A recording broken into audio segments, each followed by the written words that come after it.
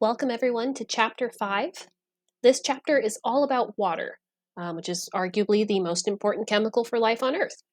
So we are going to cover a lot of ground in this chapter, but by the end of it, you should be able to draw multiple interacting water molecules, identify the atoms and types of bonds in those molecules, as well as the charges associated with the atoms, explain how the molecular structure of water contributes to the unique properties that it has, and explain how each of these properties is useful to life on Earth.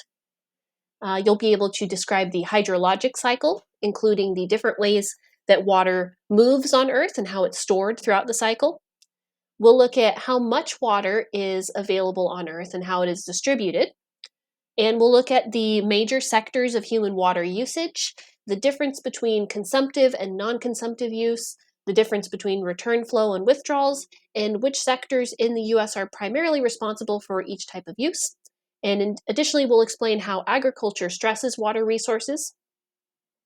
We will explain water-related problems such as water scarcity, waterborne diseases, water pollution, and flooding, as well as describe solutions to these water-related problems. And finally, we'll talk about water management practices in the US.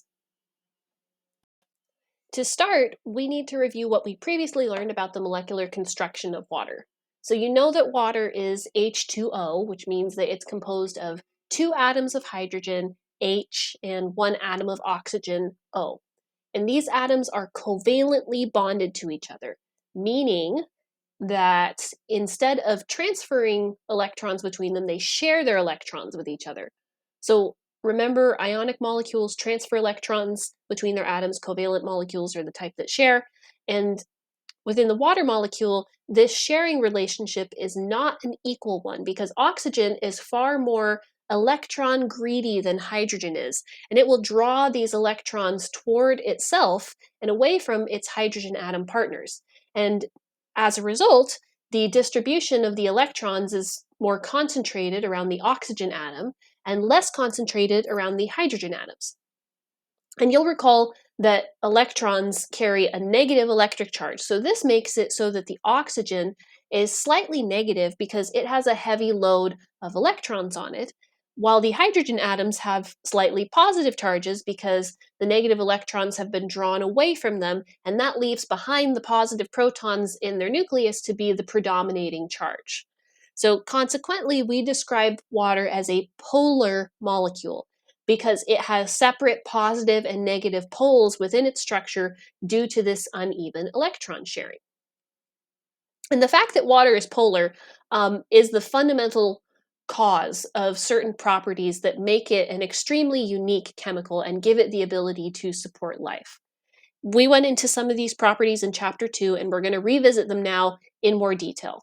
So in our previous look at water in Chapter 2, we explained how when you have a sample of water, you're talking about a large number of molecules that are in that sample together and interacting with each other. Because each of these water molecules has a positive end and negative end within its structure, there is this network of attractions that develops between the water molecules, specifically between the hydrogen of one water molecule and the oxygen of a separate water molecule. And those attractions are represented here by the yellow dotted lines. And we explained the existence of this network of attractions previously, but we didn't actually state what those attractions are called. Each little yellow dotted line that you see here is referred to as a hydrogen bond. So these attractions between water molecules are called hydrogen bonds. These hydrogen bonds bring about certain properties in water, and one of them is called cohesion. So cohesion is the tendency of water molecules to stick to each other. And the example that we cited previously of where you can see this action is when you drop water onto the surface of a penny and a dome shape forms rather than the water simply just running off the surface of the penny. So cohesion is responsible for water's ability to bead up and form droplets. And cohesion is also what creates a property of water called surface tension. So surface tension is the attraction between water molecules on the surface of a body of water. And that surface tension allows them to support force. Not a lot of force, mind you, but some force.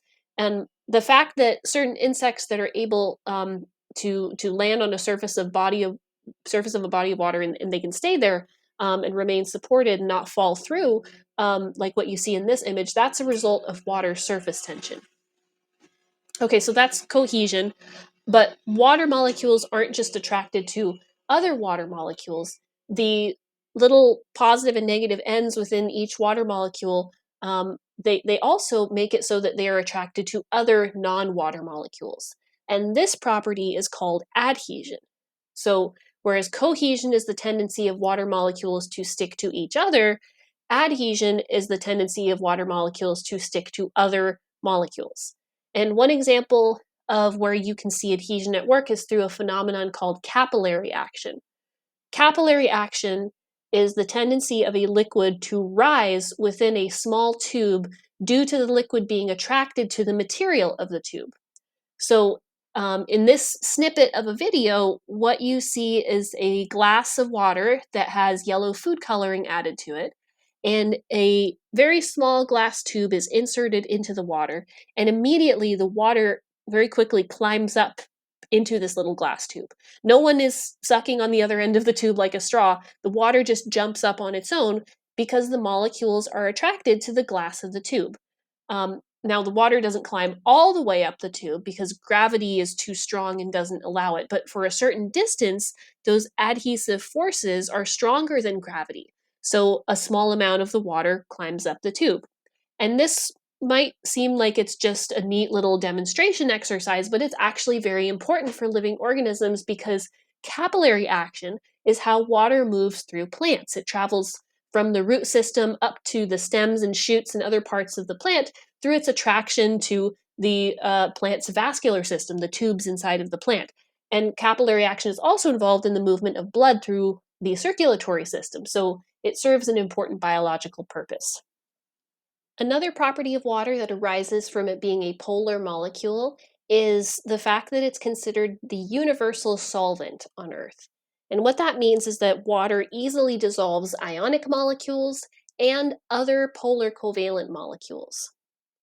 You'll remember seeing this image that shows the existence of these hydrogen bonds between molecules in a sample of water. This network of attractions makes it so that other substances that also have any sort of electric charge can be dropped into water, and they will fit right into that network of attractions. So, for example, in chapter 2, we previously looked at the case of table salt, which is called sodium chloride, and the chemical abbreviation for table salt is NaCl. Salt is an ionic molecule. The sodium, which is here represented by the Na, the one represented in dark blue, transfers one of its electrons to the chlorine, which is represented by Cl and shown in red. And so the sodium gains a positive electric charge, the chlorine gains a negative electric charge, and when you put the whole thing in water, those electric charges play well with the charges that are present on the water molecules. In fact, these ionic molecules, like salt, fit in with water so well that the two ions don't even remain together. They are separated from each other, and they're supported by the attractions that they have to these water molecules rather than to each other. This separation of the ions is exactly what you see happening when you drop salt into water, stir it up, and watch it disappear, and it becomes homogeneous with the water. The salt molecules are being pulled apart by the water, and the ions that make them up are fully dissolving in it. So, water is very good at dissolving things as long as they are ionic or as long as they are polar, just like water is. In fact, water can dissolve more substances than any other known liquid on Earth, which is why we refer to it as the universal solvent. A solvent is an agent in which other substances can dissolve. And no liquid that we know of is better at dissolving things than water. And this is essential for living organisms because they are made in large part of water. And in fact, water is such a good solvent that all of our biological molecules can dissolve in it, and it can serve as a medium for transporting those molecules and allowing chemical reactions to take place inside of your cells and inside of your body. Another property of water that arises from its polarity and hydrogen bonding ability is the fact that solid water is less dense than liquid water. And this is embodied by the phenomenon of ice floating on the top of a glass of water, which is not actually a normal occurrence. Typically, the solid form of a substance is more dense than the liquid form and will sink to the bottom rather than float on the top. However, for water, it is the opposite. And this is because when water solidifies, the hydrogen bonds hold the water molecules in this well defined crystalline structure, which you can see on the bottom left. So the hydrogen bonds hold the molecules at a certain distance from each other, and as a result, the structure of solid water is more open and less dense than liquid water.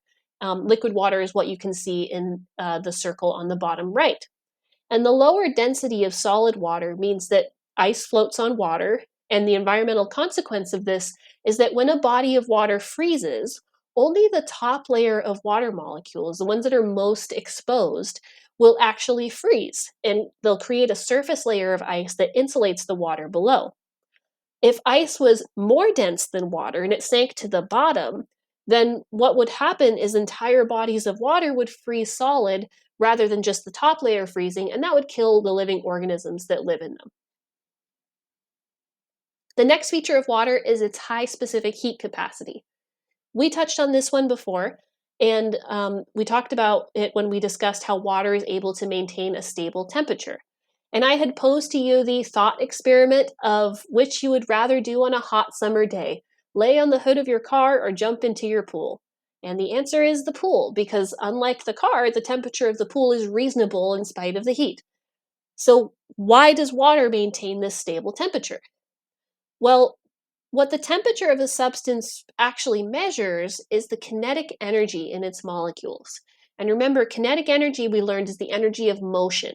So when we say temperature measures kinetic energy, what we mean is that temperature measures how much and how quickly the molecules in that substance are moving and vibrating and churning around. So more molecular motion means the temperature is higher. And in the case of water, the network of hydrogen bonds between the molecules keeps them stable and steady and prevents them from moving even when exposed to high amounts of heat.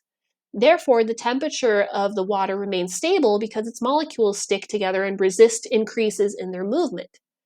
The temperature stability of a substance is wrapped up in a measurement that we call the specific heat capacity. So, specific heat capacity is the amount of heat energy required to raise the temperature of 1 gram of a substance by 1 degree Celsius. And water has the highest specific heat capacity of any liquid, meaning that it takes more heat energy to increase the temperature of water than any other liquid. The chart that you see on the right gives you a sense of how the specific heat capacity of water measures up to some other substances. So, for example, for water, it takes 1 calorie of energy to raise 1 gram of it by 1 degree Celsius. For oil, it takes less than half that amount of energy, zero point 0.4 calories. For alcohol, it's 0.57 calories. Dry soil or sand is 0.19 calories, wood is 0.14 calories, and iron is 0.11 calories. So, as you can see, compared to other substances, it takes much more energy to increase the temperature of water. Related to water's high specific heat capacity is its high heat of vaporization. So, water doesn't just maintain a stable temperature, it also maintains a stable state of matter, meaning that it resists changes in its state, whether it's a solid, liquid, or gas. So, whereas specific heat capacity is the amount of energy required to raise 1 gram of a substance by 1 degree Celsius, heat of vaporization is the amount of energy required to change 1 gram of a liquid into a gas. And just like water has a very high specific heat capacity, water also has a very high heat of vaporization, meaning that it takes a lot of heat energy to turn liquid water into water vapor, which is the gaseous form of water. And that's because, once again, the hydrogen bonds between water molecules cause them to stick together, and they make it difficult for individual water molecules to break free from the liquid and transform into a gas, which is exactly what's going on when something changes from a liquid to a gas. So, water's resistance to Vaporization is also important for living organisms because, as you can imagine, if water evaporated easily, then the water inside of living organisms would be at risk of turning into vapor when it gets hot outside. And on that same note, entire bodies of water, like lakes, would be at risk of evaporating when it gets hot. So, water's stable state of matter prevents this from happening. So that was a lot of highly detailed information about the chemistry of water. And so before we close out this section, let's summarize what we have just gone over. Water is a polar molecule that has slight positive and negative charges within its structure. This causes a network of hydrogen bonds to form between water molecules when you have a large number of them together. And as a result, water molecules exhibit cohesion, the tendency of water molecules to stick to each other, which leads to their ability to bead up and form droplets, as well as adhesion, the tendency of water molecules to stick to other non water substances, which leads to the ability to travel via capillary action, which is a force that mediates the movement of water through living organisms, for example, plant roots. Water also serves as a universal solvent for molecules that are ionic as well as ones that are polar. The molecules that can dissolve in water are able to do so because they too have charges within their structure that can interact with the charges that we find in the water molecules. The solid form of water is less dense than the liquid form of water, because when water solidifies, it forms a crystalline structure where the hydrogen bonds hold the water molecules in a well-defined pattern that opens up the structure of the solid material. And as a result, it is less dense than liquid water, ice floats on water, and aquatic organisms don't freeze solid in bodies of water because only the surface level of water turns to ice in low temperatures. Water also has a high specific heat capacity, meaning that it has to absorb a lot of heat before it changes temperature, so it maintains a relatively stable temperature, which is important for living organisms. And finally, water has a high heat of vaporization, which means that it has to absorb a lot of heat before it changes state from liquid to gas. So it maintains a stable state as well, and that's important for living organisms too.